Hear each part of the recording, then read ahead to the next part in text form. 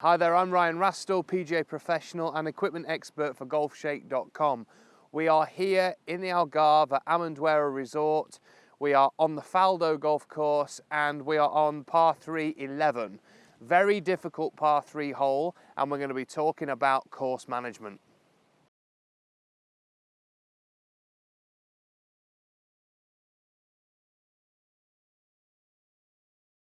So as I've said, this hole is very, very difficult. It's got lots of runoffs next to the green, which we'll show you in a second, but I'm a firm believer that holes don't need to be long to be tough, and this certainly isn't. It's 135 yards to the back flag there, and it still poses some real problems for most golfers. Now, it's a hole that generally people will probably just look at the flag and try and hit a shot at the flag, and I'm just going to show you that that may not be the best option when we're playing this hole. So we're going to play the tee shot here now. We can see that that pin is over that right hand bunker. I'm going to be going nowhere near that, okay?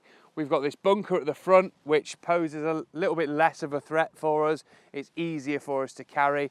As I've said, it's 135 yards to that flag into quite a strong breeze.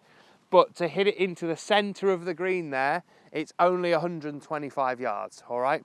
Yes, there is a bit of a tier in the green, but I'm going to try and get on the top tier in the widest part of the green and hopefully give myself the best chance of making a 3. This is not a hole I'm going to be trying to go for the flag and make a 2, okay? It'd be lovely, but I would rather walk off with a nice safe 3 onto the next hole. So we're going to aim away from the flag, where we've got the deepest part of green to aim at. So you can just see here the left edge of that front right bunker, that sort of corner of the green up to the back left is the deepest part of the green. So that is going to be my area to aim at. As I've said, we're into the breeze. It's a very strong breeze as well. 135 yards for me would normally be a pitching wedge. This is so strong. I'm going to hit an 8 iron. Which I would normally hit 160 to 165, so that tells you how strong this wind is. But I'm also not going to hit a full shot with an 8 iron. I'm going to try and swing it a little bit smoother, keep the flight down. The last thing I want to do is get that ball ballooning in the air, because it's going to do two things: make it land shorter, but also make it spin more. So when it hits that green, we've got that big tier in the green like we've said, it's going to land at the top and spin all the way down and leave myself an absolutely huge putt as well. So what we're going to try and do is hit a shot where we're maybe not hitting it flat out, so it's a 3/4 8 iron for me, just to keep the flight down, keep the spin down, and hopefully get it going through the air a little bit better and landing on the green. So here goes. We're going to aim, as I've said, left of that front bunker.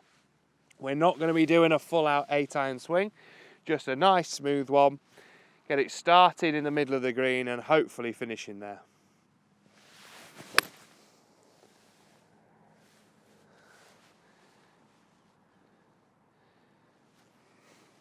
Pretty much bang on where I wanted it. Great line. We'll get up there and have a look. So we can see where we found ourselves. We're on the green. That's one thing ticked off. Brilliant. We're in the widest bit of the green. You can see just how much green I've gone over to get to this point. We're on the top tier of the green, and we can also see now how tight the shot would have been over the bunker. I've only got about 10-15 feet of landing area there, where I've got about 50 feet of landing area this way. Yes, if I'd have been short, it would have ran down to the bottom of the green and I've had a monster putt, but I'd certainly rather be putting from down there than I would if I'd have hit it another 10-15 feet. Look where it could be. So lurking just 10 feet past where our ball has landed on the green, we can see if it had rolled that little bit further, goodbye. And now all of a sudden we're left with a shot.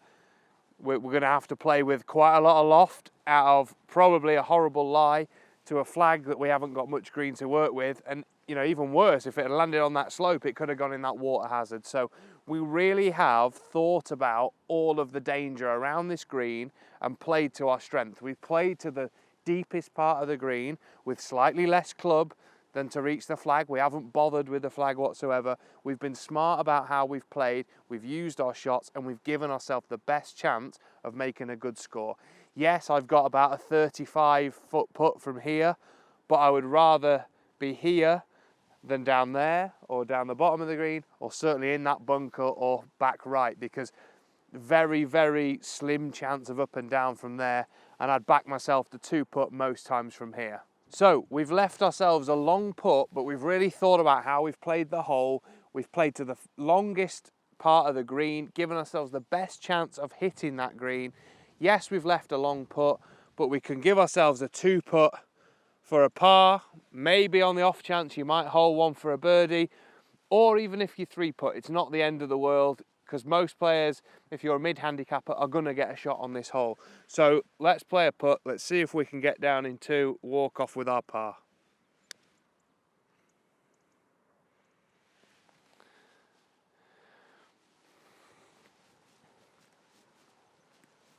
Be pretty happy with that one. Left myself a couple of feet for a par, but I've thought properly about how I'm going to play this hole, and I really suggest you do that. Look at the par 3s on your golf course. Are there places on the greens that are easier to hit? Are there deeper parts of the greens? Can you stay away from the hazards around them? Think about par 3s when you're playing them, and your scores will start tumbling down.